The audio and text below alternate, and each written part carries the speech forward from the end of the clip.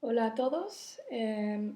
Para el trabajo 2, yo tengo que dar la presentación oral y mi proyecto se enfoca, bueno, sobre todo en Joaquín Torre García, pero quería mostrar e investigar las conexiones entre las matemáticas eh, específicamente y cómo se relacionan con el constructivismo universal. Eh, entonces lo que hago es como dar o investigar la evolución matemática hacia el constructivismo universal y como cada etapa artística de Torre García, mm, no sé, da como un tipo de matemáticas específico para luego crear una mezcla de matemáticas y ideas que finalmente nos llega, o digo, nos lleva al constructivismo universal de Torre García. Así que para dar como un tipo de panorama de las etapas artísticas y la evolución de Torre García en su arte. Tengo aquí 4 etapas según el texto que hemos leído y según también los comentarios de Francisco. Este, entonces, tenemos la primera etapa más o menos desde el año 1896 hasta 1916, eh, cuando Torre García está pintando obras con un estilo más clásico, clásico, de neoclásico, pintando como paisajes y cosas de la vida diaria. Y entonces llega en el año 1916 al vibracionismo por más o menos 3 años, ahí cuando está en Barcelona. Y entonces después del vibracionismo viaja como ya sabemos, a los Estados Unidos, a Nueva York, para hacerlo de las figuras. eh, y no tiene mucho éxito, y entonces regresa a Europa y entra en su tercera etapa, que empieza en el año 1928 más o menos, por como 2 años, y está experimentando con neoplasticismo durante, digo, a lo largo de esos 2 años. Y entonces, después del neoplasticismo, Torre García decide entrar finalmente en esa cuarta etapa, o en la última etapa, en 1930, al constructivismo universal. Y voy a hablar un poco luego sobre cómo llega a ese constructivismo universal a través de las matemáticas, y, y cómo cada etapa eh, realmente contribuye matemáticamente a ese constructivismo universal de Torre García. Entonces, para el trabajo 2 me enfoco realmente en la segunda etapa y en la tercera etapa. No digo mucho, casi nada sobre la primera etapa del estilo clásico, um, pero para darles una idea de cómo esta etapa es tan diferente a lo que hace luego como con el vibracionismo y el constructivismo universal. Esto es un ejemplo de su estilo clásico. De hecho, esto es un mural que pintó en 1906 durante esa primera etapa, que se llama Maternidad. Creo que hemos visto esta pintura en clase, no me acuerdo bien, pero se nota como este estilo es mucho más diferente como por ejemplo el constructivismo universal en esa última etapa.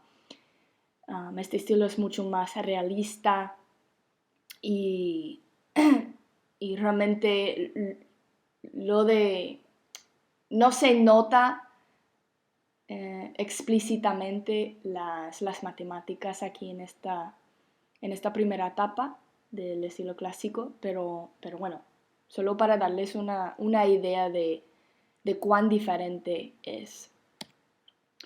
Entonces, si, bueno, para empezar, realmente lo que yo propongo es que las matemáticas y el arte de Torres García son inseparables.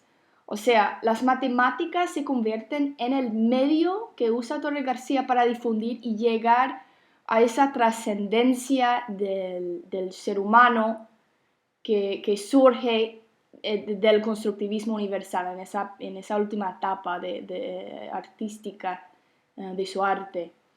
Y Y así Torres García puede pintar y dibujar fórmulas y ecuaciones que forman parte de los cuadros, líneas y formas de ese esoterismo que desea mostrar a todos a través de su arte. Eh, y quiero subrayar o cabe añadir que, que las matemáticas no son como un fin, sino casi, no sé, de cierta manera, paradójicamente, lleva al ser humano al espacio infinito de ese esoterismo y de esa, del constructivismo universal. Entonces, entre los años, como ya les he dicho, 1916 hasta 1919, Torres García entra en esa etapa vibracionista que vemos aquí. Esta obra se llama Figura con paisaje de ciudad que pintó en 1917. Perdón. Y entonces, después de su llegada a Barcelona, adopta este estilo modernista geométrico que vemos aquí en esta obra. Y en cuanto a las matemáticas implementadas durante esta etapa, el vibracionismo en sí surge de las técnicas del cubismo y también del futurismo italiano.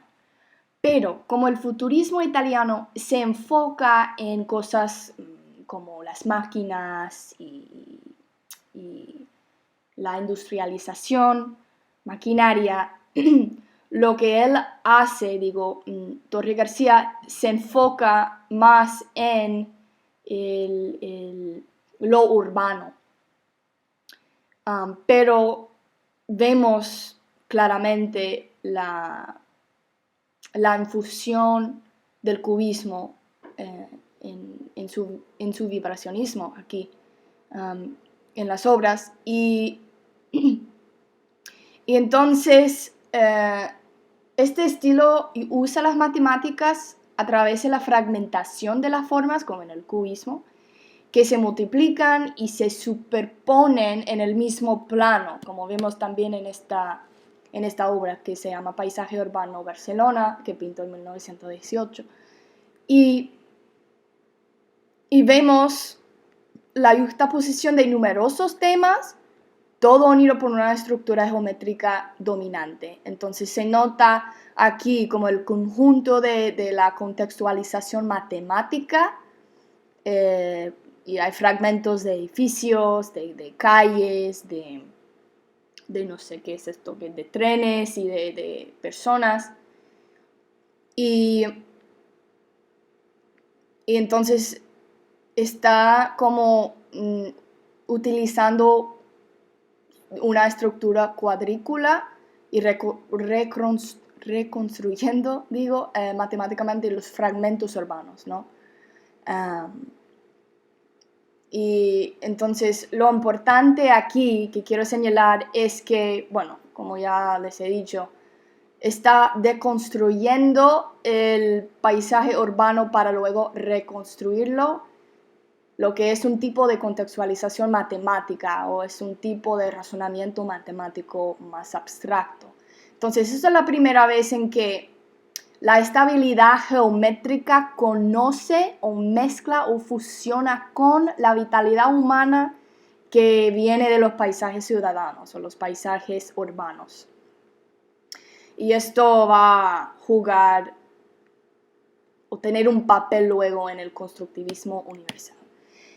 Entonces luego entramos en la siguiente etapa, que para Torres García es el neoplasticismo, como vemos aquí en esta obra que pintó en 1929, que es una etapa muy corta, muy breve, pero que tiene una gran importancia en esa última etapa del constructivismo universal para Torres García.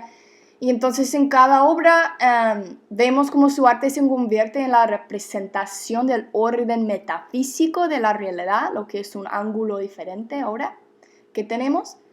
Y entonces para llegar a esa etapa del neoplasticismo, deja su inspiración de la realidad en Barcelona, de los paisajes urbanos, para moverse hacia una nueva inspiración de relaciones estructurales abstractas.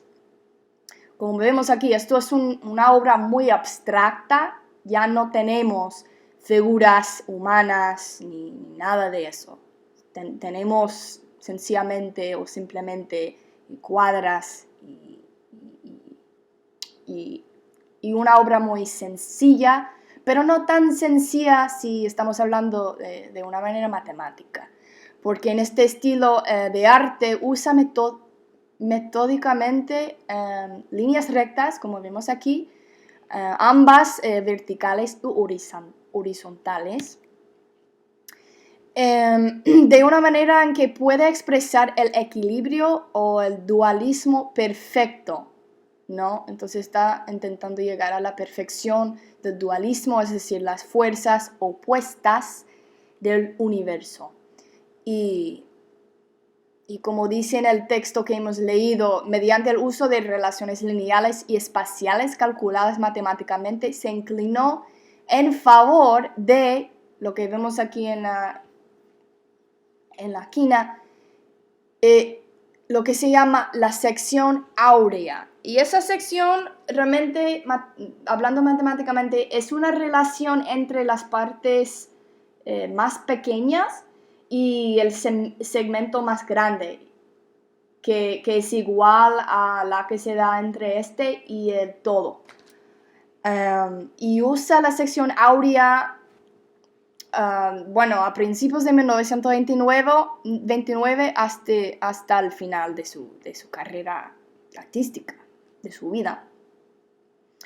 Y el neoplasticismo, al fondo, realmente es un estilo artístico que le da a Torres García una pureza y una trascendencia metafísica y corresponde al deseo que tiene Torres García de un arte intemporal o de un arte universal, ¿no? Y entonces, ahora hemos llegado después de esas dos etapas del vibracionismo y del neoplasticismo, se ha adquirido la mezcla de la estabilidad geométrica con la vitalidad humana y ahora también la pureza de la trascendencia universal. Pero, este es otro ejemplo de su arte en el periodo durante la etapa del neoplasticismo, que pintó en 1929, que se llama Constructivo en Triángulo. Y también vemos estas líneas rectas y esa manera en que intenta mostrar el dualismo perfecto del universo, las opuestas. Entonces, bueno, como acabo de decir, tenemos esta primera etapa del vibracionismo que le ofrece a Torres García esa mezcla de estabilidad geométrica con vitalidad humana. Y la segunda etapa del neoplasticismo, que le ofrece a Torre García esa pureza o esa trascendencia universal, pero se da cuenta de que le falta algo, una variable más, para luego llegar a la profundidad del constructivismo universal, la cual decide es un aspecto espiritual que viene de las culturas antiguas. Y entonces, con estas tres variables, digamos, que vienen de las etapas distintas de la vida artística de Torre García, llegamos finalmente al constructivismo universal. Y entonces, como hemos visto muchas veces en clase, esta obra pintó Torre García en 1932, que se llama Composición Constructiva. Y entonces, realmente, Torre García se dio cuenta de que la mera geometría no bastaba.